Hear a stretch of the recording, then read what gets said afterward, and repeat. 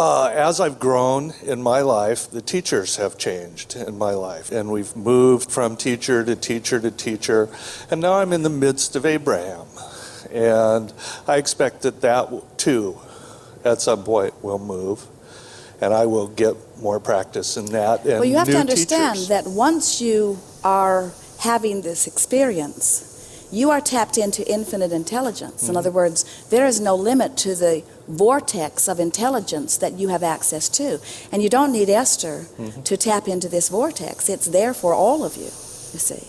That's my question. I do tap into that vortex quite a lot through different form than Esther does, mostly through journaling and writing. And the question is, it continues to not be a certainty all the time. Doubts appear. I guess that's a contrast in a way as the answers come in. Well, in time you will come to trust more. Here's what we've noticed with those of you who are just beginning to first even desire it to begin with and then to begin to allow it. Here's what we've noticed. If you have a question that is really important to you, that you've been working on quite a long time, then there is a very high probability that while the question is pulsing within you, there may be some contrasting doubt that is pulsing within you also. And when you are receiving from source energy, the resistance that's within you has to subside. In other words, you have to get up to speed with the energy. And the thing that's a little tricky about that is that if you're in a situation that is causing you to not feel good, and we're exaggerating that just for sake of explanation here, if you are in a situation where you're worried about something or really not understanding something that you want to understand, you are not vibrationally up to speed with the answer that you hope to receive. That's the reason that the process of meditation is so helpful in opening this passageway, because when you meditate, you quiet your mind. When you quiet your mind, you stop thought. When you stop thought, you stop resistant thought. And when you've stopped resistant thought, then your vibration raises and you can begin to hear. So the most effective way, if you are one person who is wanting to ask the question and receive the answer, you have to remember that step one of the process is to ask. Step two is the answer comes. Source is doing step two. Step three is you must be in the place of vibrationally allowing the answer. Well, when you have a question and you're doing step one, and you are aware that you don't know the answer, now you're not a vibrational match to allowing the answer to come in. So for Esther, it was very nice because Jerry was the one with all of the questions. Esther was just bipping along, living happily ever after. She really did not have an unfulfilled question in her being. And Jerry was brimming with unfulfilled questions. That was the magic that brought Abraham to the two of them. Jerry could not get enough of his questions asked, and Esther was in a place where she could relax and just allow the answers to flow through. So if you have someone else that you can get to do the asking while you relax and allow the answering, that's very helpful. Or understand that they are two very different segments. Spend a day or two or three or four or five, even a week. Spend as much time as you want formulating the question. Let your universal experiences help you to clarify your question. Write it down and be clear about your question, and say every day as you're writing the question down, I'm expecting an answer to this and I will listen for an answer for this. And then one day, once you're certain that you've got your question in a very clear place, then sit and bring yourself into a quieted place of receiving. Quiet your mind, feel your vibration raise, and then just relax and allow those answers to drift through you. And in time, you will be able to receive clearly, and you will not have any question about the authenticity of what you're receiving. It's important for you to do it and relax in doing it, and then do it more and relax in doing it. The more you do it, the more confident you will be.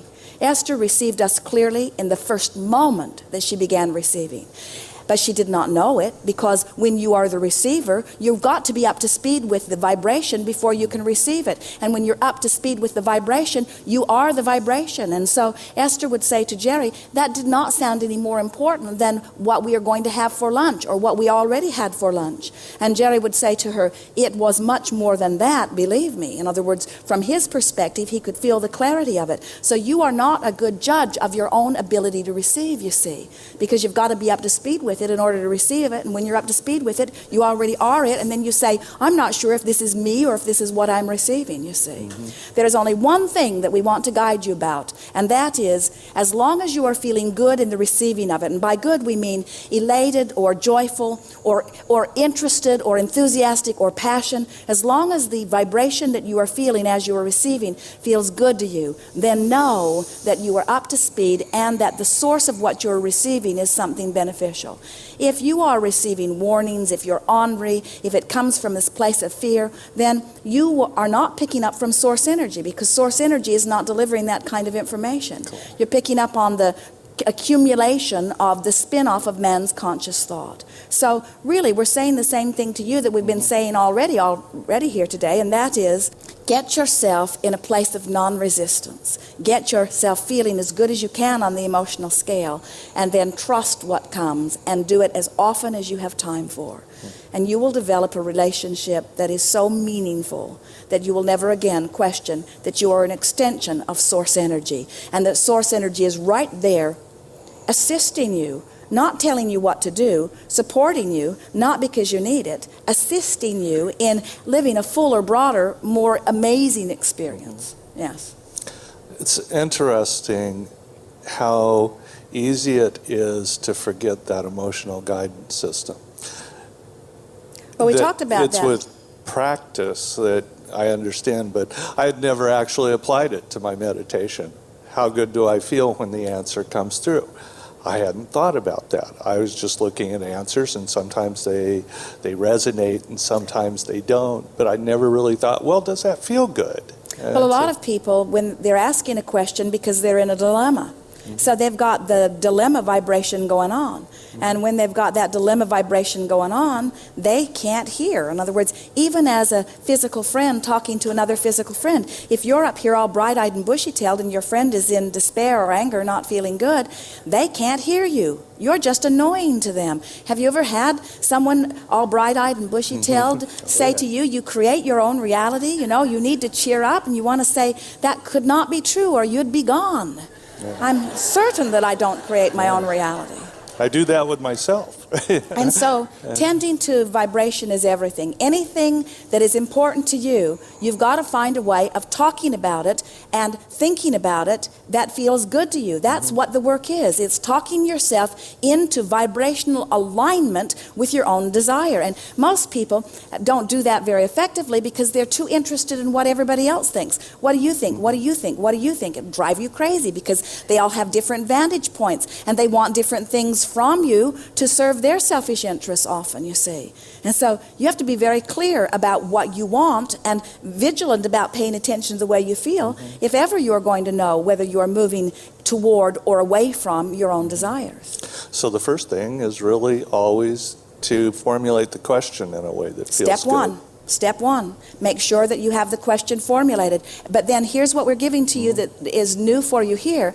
Let there be some separation between step one and step two. And the best separation that we know of between asking a question that you are frustrated with not knowing the answer to and being in a place where you can receive the answer is meditation, which quiets your mind, you see. Yes. Yes. Excellent. May I ask one more quick one? On, I think it was last week's weekly CD, you actually said timing is none of your business. And how rude of us.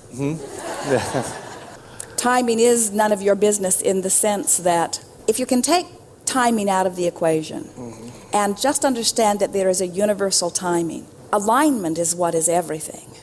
And when where you are is a perfect match to what you desire, it's happening now. And so if you're measuring how much time that takes, you're missing the point. If you're measuring how good you can feel right now, now you're on the point. So there are those who have desires that have been being held for them in vibrational escrow for a very long time, and they will die with them being unfulfilled, still being held for them in vibrational escrow, because they're so involved with noticing where they are that they are keeping a vibration active that's very far apart from the vibration of their desire. So timing is controlled by the vibrational alignment.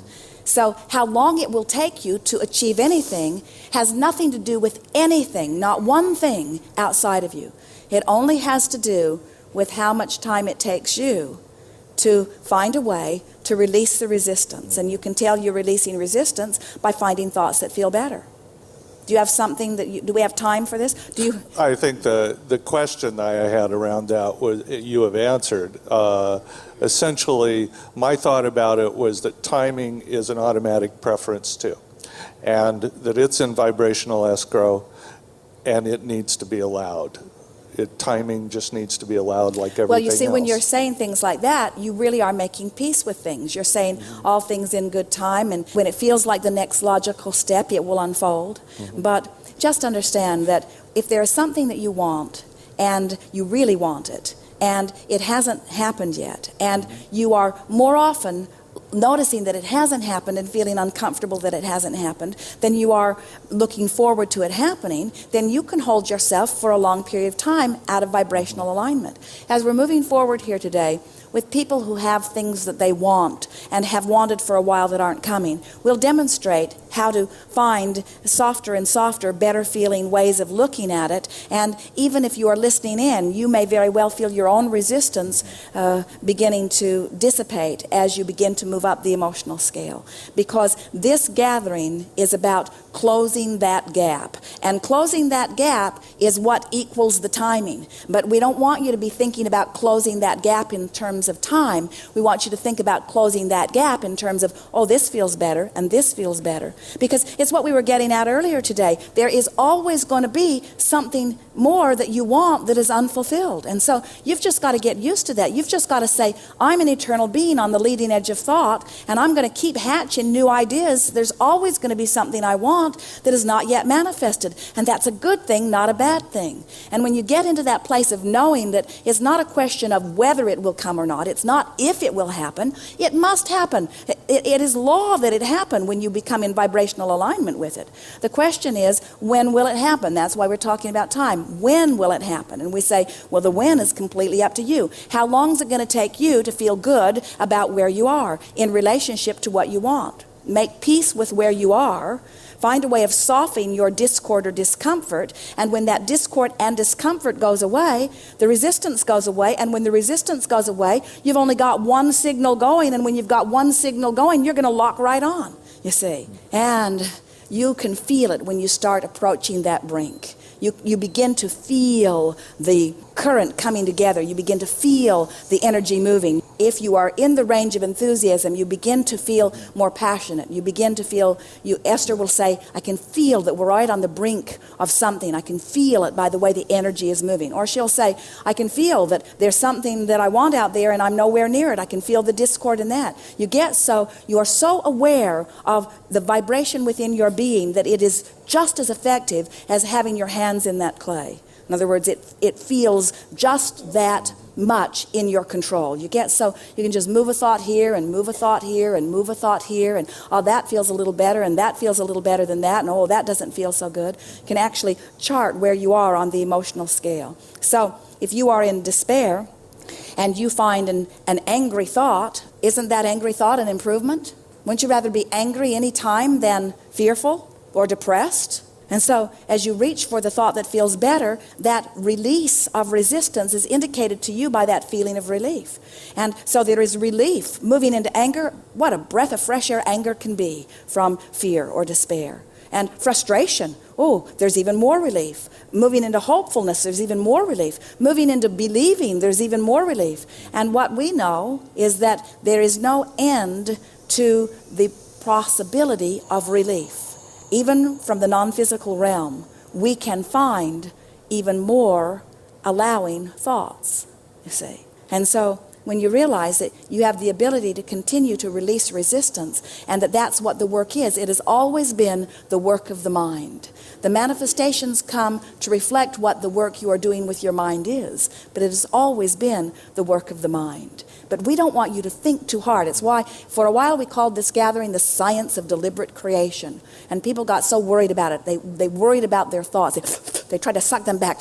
Cancel, they would say. They were afraid that they were thinking a thought that the universe would get hold of and then manifest. And so we began calling this the art of allowing, because it puts it more in the place where you can recognize by the way you feel whether you are allowing yourself vibrational alignment or not.